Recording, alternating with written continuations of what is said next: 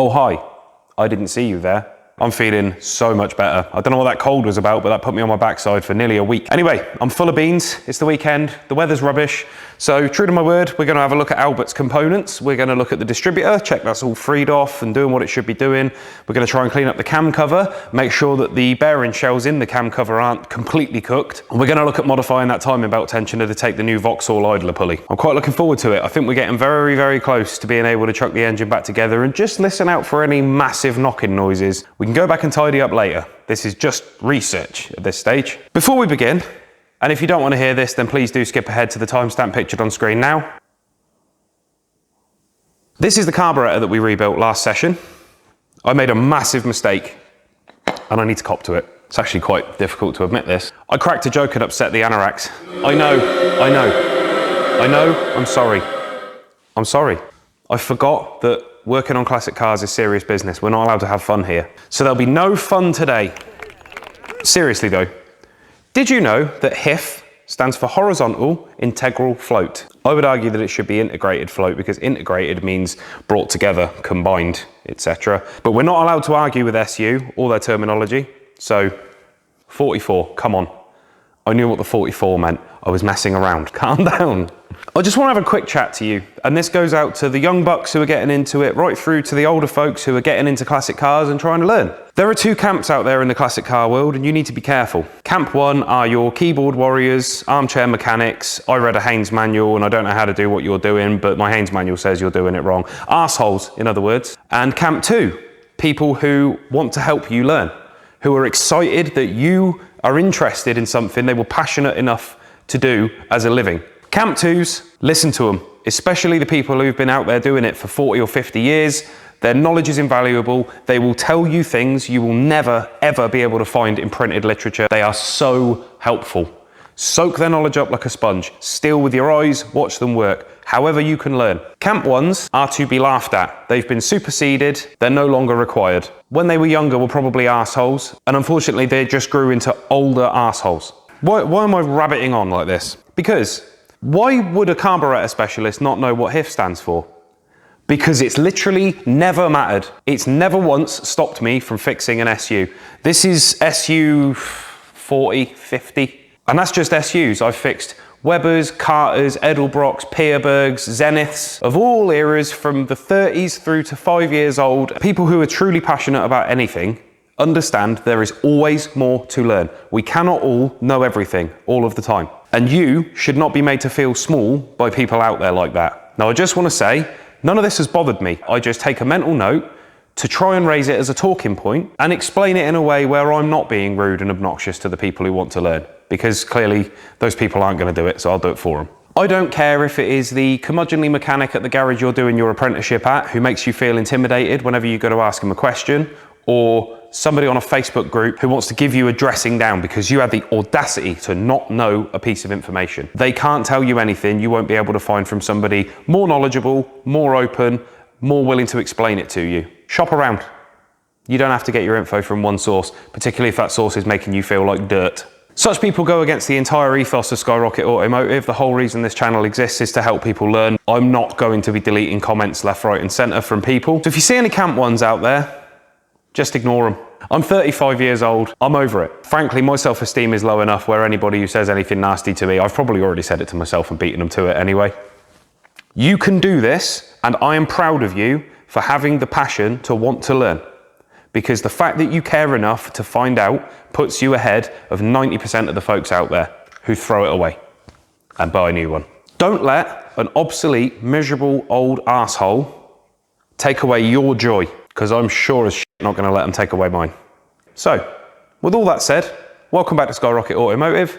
Let's go and see what we can get done on Albert today.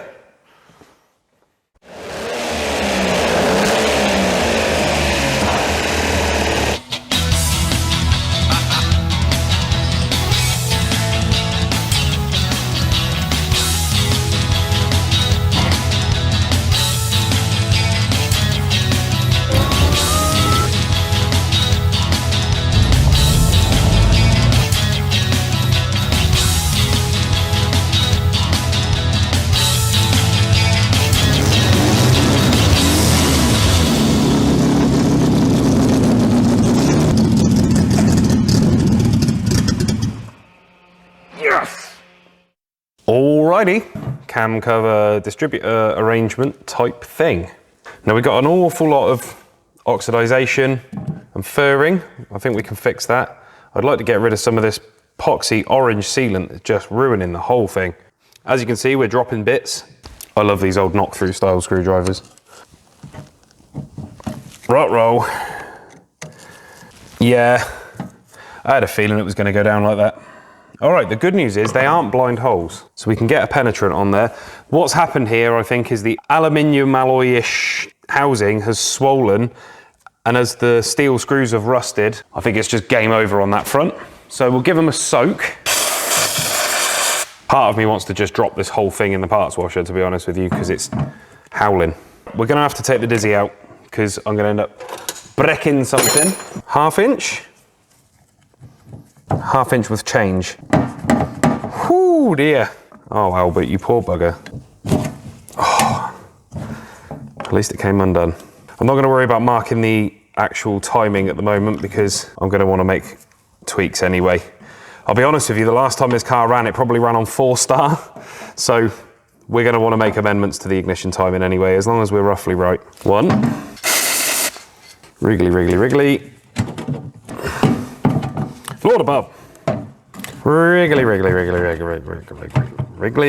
Ah, good.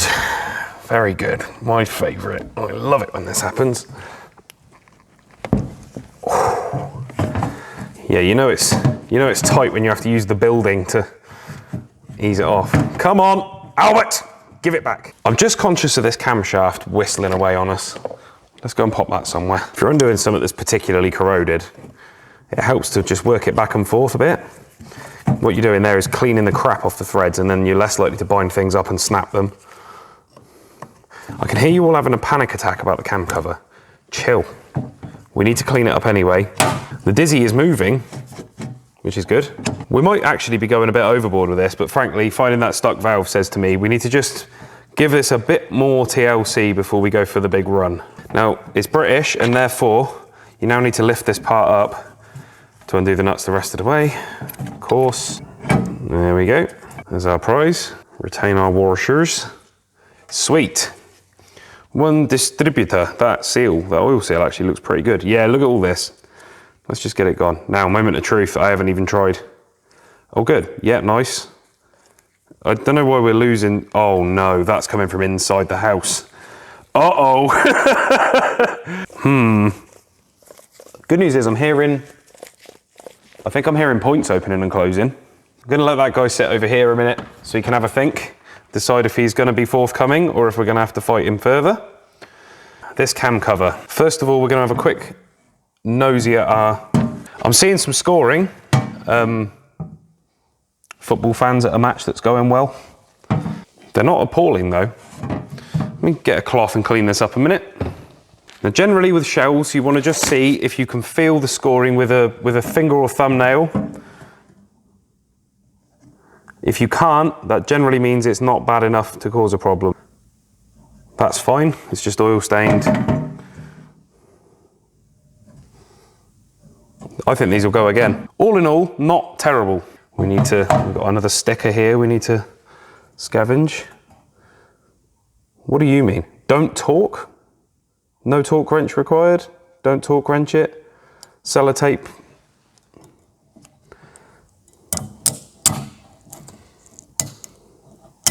Bastard! Fuming about that. Devastated. That's what I get for rushing.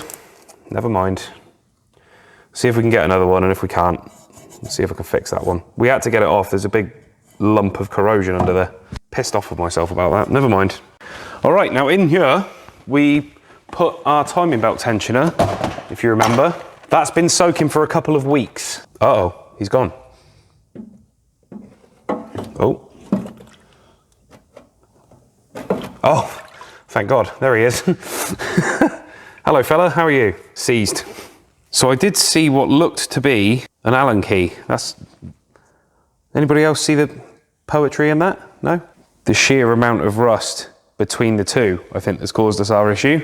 Yeah, that is properly locked in. Obviously our tensioner was never going to come back around. I didn't expect it to, but it would have been nice if it had moved. I think that's going to cause us some aggro. I'm thinking we might have to drill this out. So let's get to work. Well, ain't that always the friggin' way? You can have a fully charged battery right up until you want to use it. You're probably wondering why I've decided to drill through something that we're ultimately going to cut off with an angle grinder later on, and I have a very good reason. The hole through the centre of the idler pulley is much, much smaller than the hole available to us once we press this piece out. So we need to basically make ourselves a guide to make sure that everything's centred and everything's square. Then we can come back in with some washers later on and we know everything is perfectly located. I think now what we do is we come in here and we snick it off with the grinder, and then we shouldn't have a lot of cleaning up left to do. Okay, cool. I'll bring you along for the ride. Look at this little engineering vice. It should be ample for holding everything in place. We're not going to be exerting much twisting force on this because we're going to be sneaking through it. All right, here we go. Turn it on, Kyle. Here we go.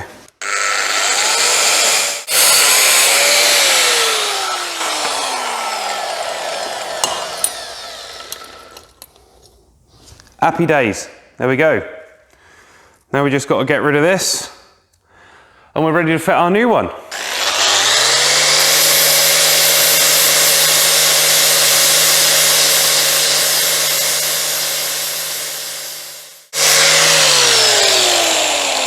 So as you can see, what we're basically trying to do is thin this right down now so that we can knock it through / just use it as an integral washer. This ought to upset the camp ones.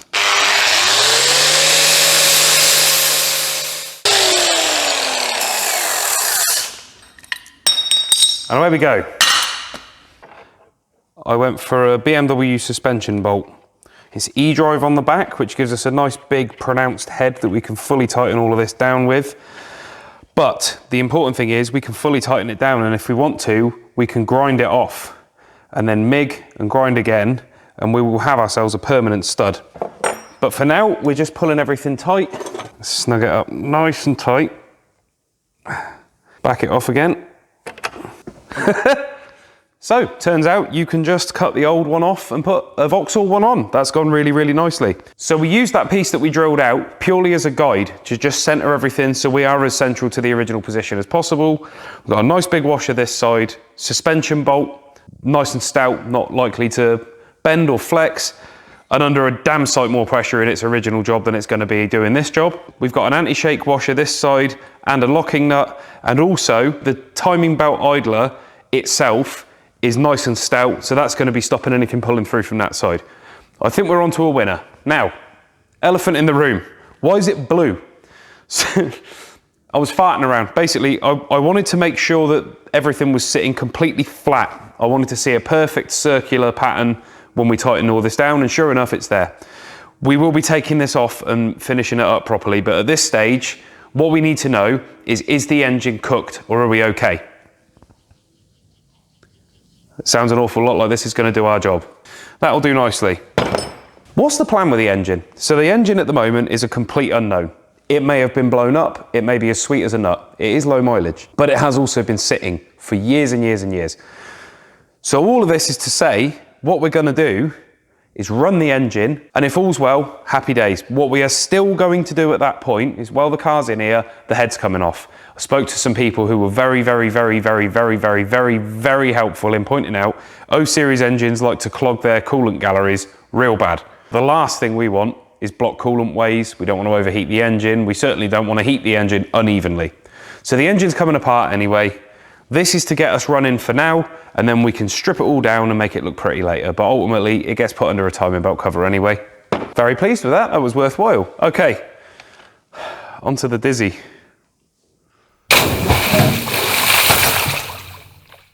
Well, that was a nice big splash from the Skyrocket Continuity Dolphin, wasn't it? Been a couple of days. I'm sorry. Why am I sorry? This inconveniences no one. It is actually time to look at the distributor this time, till I get sidetracked. I've done some welding. Angle grinder hurt this ear. Got an MX-5 with a non-start fault, which key bangs the next time you try and turn the ignition on because it's sending all the fuel, but not sparking. Then you turn the key on and everybody wakes up. So that was this ear. So you're gonna have to speak up. These screws are roached. I do not want to drill these out at all, because if we end up too flush with the body, then we're gonna have to be arrow straight drilling out. They're only dinky little bingles, look. And how did that end up going for you, bud? They're only dinky little things, and I really don't want to go at an angle and end up with a situation where the dizzy cap no longer tightens down correctly. So this is just gonna suck. Thank you very much for using domed head everything. Appreciate it. Yeah, that's great. What a grip. It's amazing how often the wrong screwdriver can solve a problem. We can't use force because we'll shatter the dizzy cap. Buy another dizzy cap. I don't want to buy another dizzy cap. I want to find out this one's broken first. I'm gonna try this. This has only ever worked once, but we only need it to work once. Well, actually we need it to work twice.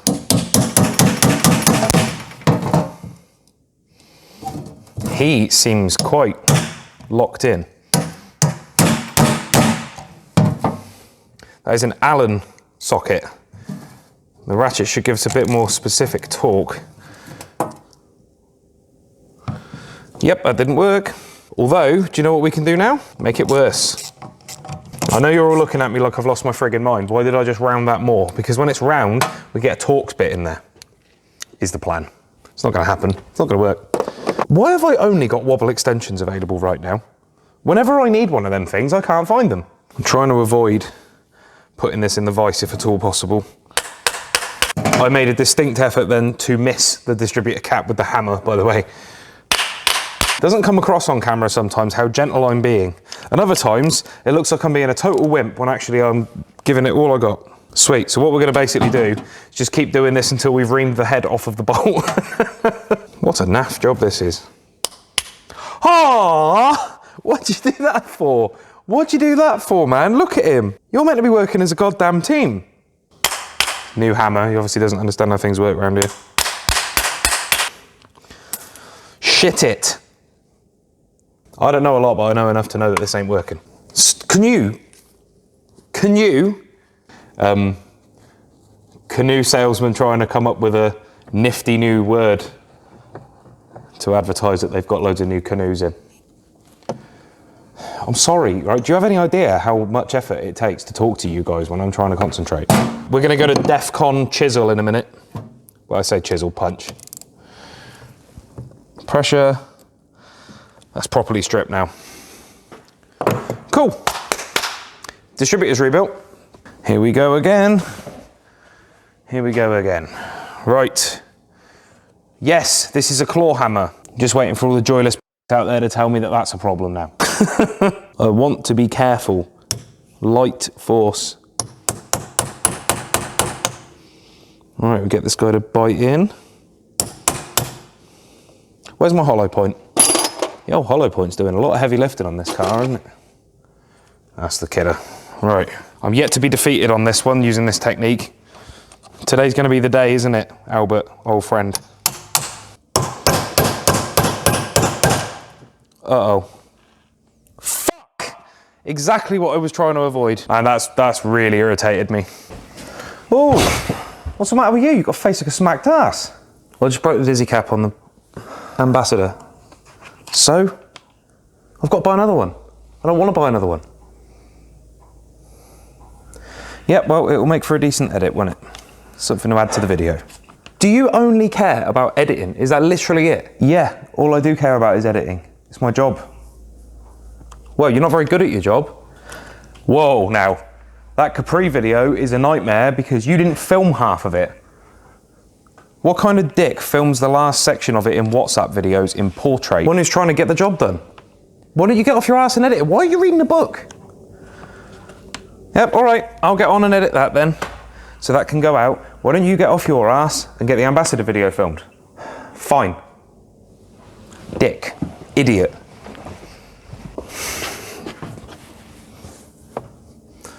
That's really annoying. All right. Well, the mission statement about reusing original parts is still in, all right? We're still there. This is a service part, in fairness, and far better for us to not be nuking the distributor right now. I really hate breaking stuff. Quite a nice cross-section of the moulding process, though. That is that post there. If there's any consolation, that looks awful in there. Thankfully, this is like a Bakelite-ish plastic, so it's very brittle. I hope you can see the pain on my face that I'm having to do this because I really, really like saving parts. Item 7, distributor cap removal and servicing. In order to remove the distributor cap from the O series distributor, one simply shatters the cap, chips away the excess around the fasteners to reveal the rotor arm underneath. Right, that sucked every bit of good feeling out of my body just then. But we managed to save the distributor. We probably didn't have a hope in hell's chance of getting those screws out, in fairness. Rotor arm came out. Yeah, look at this. Yeah, we needed to give this a look over. Look at that. Look at the condenser. Points, are the points still? Oh my goodness, the points are still working. Well, they're still opening and shutting. I don't know whether they'll work or not. Let's see if we can get these bolts out at least. It should give us a leverage advantage.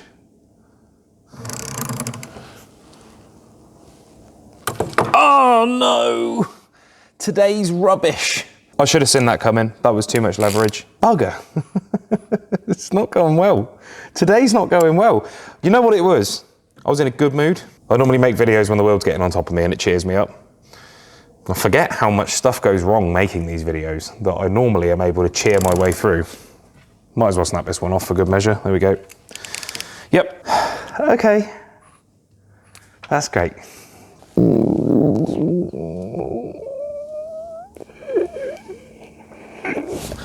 So, dead straightforward. Now all we need to do is whistle a drill down through where those bolts go, run a tap down it, because we'll definitely have the right size tap. We'll definitely have the right size bolts, and then we'll definitely have a distributor cap easily available to us that's as good quality as the one that we just removed. Still, at least the gubbins of the inside of the distributor might also be knackered.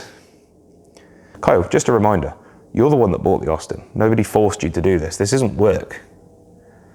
You did this to yourself. So, I mean, I'm not just trying to let you know, there's no reason for you to be getting huffy right now. It's your entire fault.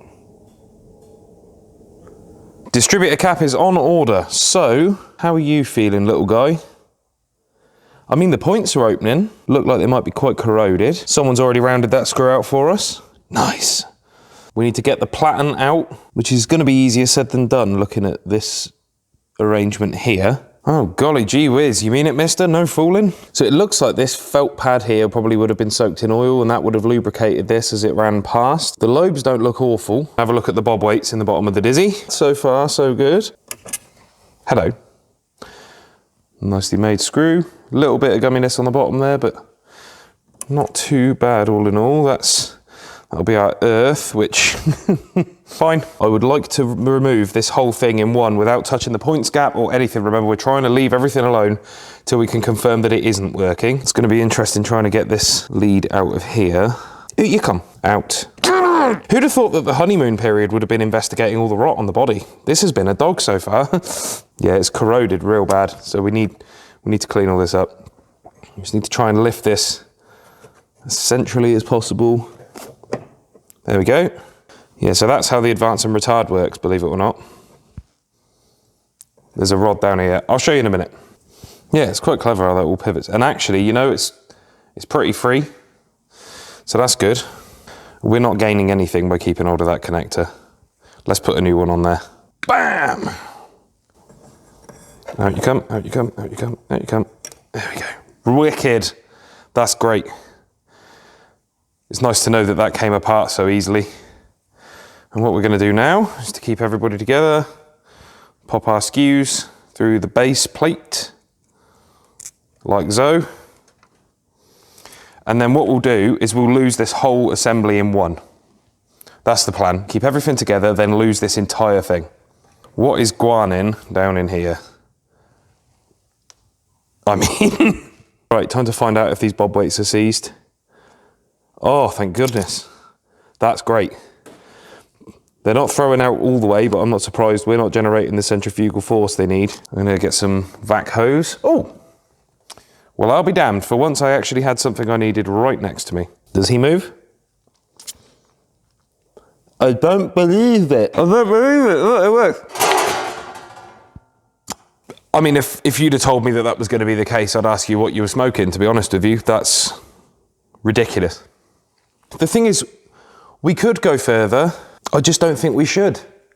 Everything's happy, everything works, the bob weights swing out, the vacuum advance works, the lobes that the points ride on don't look great, and the casing's hideous. So I think what we should do, well, he was obviously very pleased to see the parts washer. The points just need cleaning. There's some wear to them. My main concern is that condenser. It looks a bit shaggy, but we'll find out. Okay, amazing. So he's been very accommodating, bless him, so far. So we've got our timing belt tensioner, that's happy. Our distributor looks like it may go again. Left to do, we'll clean up the cam cover a bit. We don't need to go crazy because the engine is coming back apart. Not all the way down to the bowels of it, but we will be taking the head off. We're only going to run this engine for a couple of minutes to hear if there's any major problems. So I'm not worrying about the water pump because things like that are going to stand in the way of progress. We snap a stud and it sprays coolant everywhere, we got a problem. Meanwhile, right now, we just need to see if the engine will run. There's 3 problems currently. You're either going to be pissed off about this or not, but this is just the nature of this project. It is a back burner project. I found out that the distributor cap that I ordered is going to take a little while to get here. I haven't ordered a bloody gasket set. I don't know how I managed that, but that little cover that goes on the end of the head needs a gasket. That's what sets the end float on the camshaft. So that we need a gasket. We can't just gum that up with sealant, and I hate doing that anyway. This video is getting into the realms of being the sort of length where people are going to tune out and they're going to get mad at me on the next video. Why didn't you do this? Why didn't you do that? What happened with this part? It's there, you just didn't watch the video all the way through. So let's cut it here, but before you get angry, that means that next time, all we need to do is reassemble our distributor, get our camshaft ready to go, fit our timing belt and tensioner, make sure that this all works, time everything up, and it's go time. So the next video is going to be really exciting.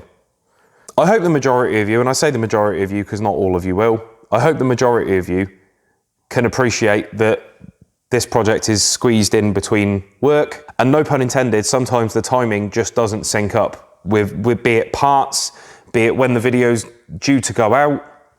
For example, if I don't upload a video regularly, YouTube doesn't bother with it. It doesn't tell half of you that I've even released a video. So I think those are all valid reasons, and more importantly than anything, you guys need another dose of Albert. It's been a little while. So let's try and keep the momentum up. And the best part is, if we do it this way, then the next video is definitely going to be happening within our schedule. Trying to manage this project and the video set project and the YouTube channel and the business and do work and get the other projects filmed. And somewhere in that, I've got paperwork to do, and I'm a dad and a husband, first and foremost. It's my priority. It's a lot of plates I'm spinning, man. What a whirlwind of a video this one's been, eh? Gutted about the Dizzy Cap. I'm still wound up.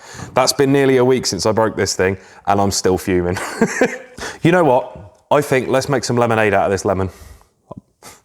Well, that sums up the entire project in a nutshell, doesn't it? Let's have some fun. If you would like to win Albert's busted distributor cap, you need to comment with the answer to this question. What was the name of the Mini that had the emissions fault? If you want to win Albert's old timing belt tensioner pulley, what was the first car featured on this channel? Just leave those in the comments below. First people to comment with the correct answer for each wins it. It's all in good spirits. It's all very light-hearted. It's not a serious competition. But yeah, I'm just gonna keep looking at this and getting more and more wound up. So one of you guys may as well have it as a souvenir from the channel. It's even got my marks on there, which I'm gonna need to transfer over before I send this off. Thank you so much for stopping by. If you enjoyed this video, please don't forget to like, comment and subscribe. Recommend me to your friends. If you really didn't like it, recommend me to your enemies. Waste their time. It's genius. I also offer memberships and super thanks on this channel, and there is going to be a lot of membership stuff coming. There's going to be a lot of changes to the channel in November. The format of the videos and myself, obviously, that's all going to stay the same. We're just going to get a bit more organised. We're going to start taking this a bit more seriously. We're still going to have fun, but from a perspective of you guys, I'm going to start taking that aspect of things far more seriously. Thank you also so much for your input. When I put up a poll or something like that on the channel community page, it's so great to hear from you all. I had no idea so many people would care anyway. Yeah, you're just brilliant. Thank you. If nobody's told you that this week, then I've just told you it now. You're brilliant. I will see you on the next video. There's nowhere near enough room to do a decent walkout here. Slowly. Did I leave my welding gas turned on?